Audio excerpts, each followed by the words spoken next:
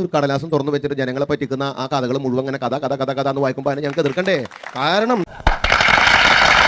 അദ്ദേഹം പറയുന്ന ഓരോ ശൈലി എന്ന് പറഞ്ഞാൽ മലയാള ഭാഷയുടെ മാന്യമായ രീതിയിൽ പച്ചയായിട്ടുള്ള നുണ പറയണേ, ഒരു മാറ്റമില്ല, അല്ല തട്ടിപ്പാണ് കലക്കണത്. കേന്ദ്ര സർക്കാരിന്റെ പദ്ധതികൾ പേര് മാറ്റി ചെലവഴിക്കുമ്പോൾ അതിനെക്കുറിച്ച് ആളും മിണ്ടിയില്ലട്ടാ. ഞാൻ പറഞ്ഞുതരാം.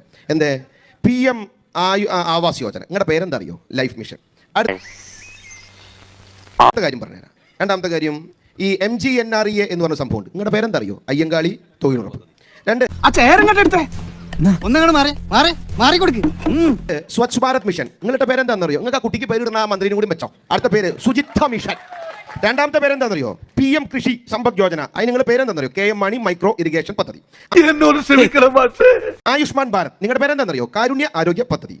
അതേപോലെ തന്നെ NHRM പദ്ധതി, നിങ്ങളുടെ പേരെന്താണെന്നറിയോ? ആർദ്രം. PM ഒരു കയ്യബദ്ധം നാറ്റിക്കരുത്. ഇറാൻ ആ കടലെടുക്ക് അടച്ച സമയത്ത് ഇങ്ങോട്ട് സംഭവങ്ങൾ കൊണ്ടുവരാതിരിക്കുന്ന സമയത്ത് നിയന്ത്രണങ്ങൾ ഉണ്ടായി. എന്താ കുഴപ്പം? മറ്റേ ഏരിയ സെക്രട്ടറിമാർ പന്തകൊളുത്തി നടത്തുണ്ടായില്ലോ. പോയി കുളത്തന്നെ എന്നാൽ ഇവൻ ഇങ്ങനെ ഒരു കടുങ്കൈ ചെയ്യുന്ന ഞാൻ വിചാരിച്ചില്ല.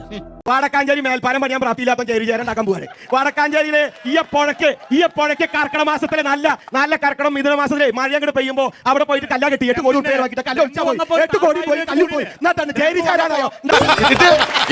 ആ ടോയിനൂല് ഇങ്ങോട്ട് വലിച്ചു കെട്ടിയിട്ട് കളിപ്പാട്ട ട്രെയിൻ ഓടിക്കുന്ന കേരളയെ കുറിച്ച് പറഞ്ഞു. ചോദിച്ചപ്പോൾ പറഞ്ഞു അമൂർത്തമായ കാര്യങ്ങൾ മൂർത്തമായ സമയത്ത് നടന്നില്ലെങ്കിൽ മൂർത്തമായ കാര്യങ്ങൾ അമൂർത്തമായ സമയത്ത് നടക്കും. ജനങ്ങൾക്ക് പോലും മനസ്സിലാവണ്ടേ? ത്രിപുരയും ബംഗാളും കേരളത്തിലും ആയല്ലോ എന്ന് പറയാണ്ട് ഗതി. വൺസ് അപ്പോൺ എ ടൈം ഇങ്ങനെ പാർട്ടി ഉണ്ടായിരുന്നു കേരളത്തിലെന്ന് ചരിത്രം പഠിക്കേണ്ടി വരും നമ്മുടെയൊക്കെ ചെറുകുട്ടികൾ. നിനക്കിതെങ്ങനെ സഹിക്കാൻ കഴിയും ജോസേ? അങ്ങോട്ട് കൂടി 2016 മാർച്ച് 31 29 ബാറുകൾ ഉണ്ടായിരുന്ന കേരളത്തിൽ മദ്യശാലകളല്ല അടച്ചുപൂട്ടിയ സ്കൂളുകളാണ് ഞങ്ങൾ തുറക്കുന്നത് എന്ന് പറഞ്ഞ് അധികാരത്തിൽ വന്ന LDF സർക്കാരിന്റെ കാലഘട്ടത്തിൽ 850ഓളം ബാറുകളാണ് ഇന്ന് കേരളത്തിൽ തുറന്ന് പ്രവർത്തിക്കുന്നത്. എന്താണ് LDFന്റെ മദ്യനയം? ഇടതുപക്ഷത്തിന്റെ മദ്യനയം മദ്യം നിരോധിച്ച ഗുജറാത്തിൽ 60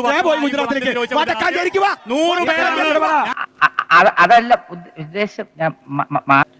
പിന്നെ ചൂടാണ്ട് ആന്ധ്രയിലാണ്, അത് ഉത്തർപ്രദേശിലാണ്.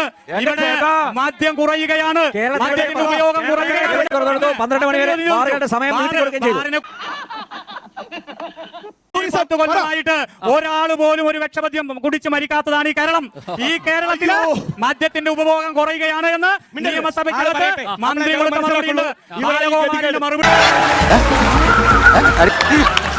5% മാത്രം മദ്യത്തിന്റെ ഉപയോഗം കുറഞ്ഞു വരികയാണ് കേരളത്തിൽ. ഇവിടെ മനസ്സിലാക്കണം. ഇത് ഞാൻ നേരത്തെ അമേരിക്കയിലേക്ക് പോകുന്നു. നിങ്ങൾ സ്ഥാനത്തെ മുഖ്യമന്ത്രി എന്ന് പറഞ്ഞാൽ ജനങ്ങൾ 3.5 കോടി ജനങ്ങൾ തെരഞ്ഞെടുത്ത മുഖ്യമന്ത്രിയാണ്.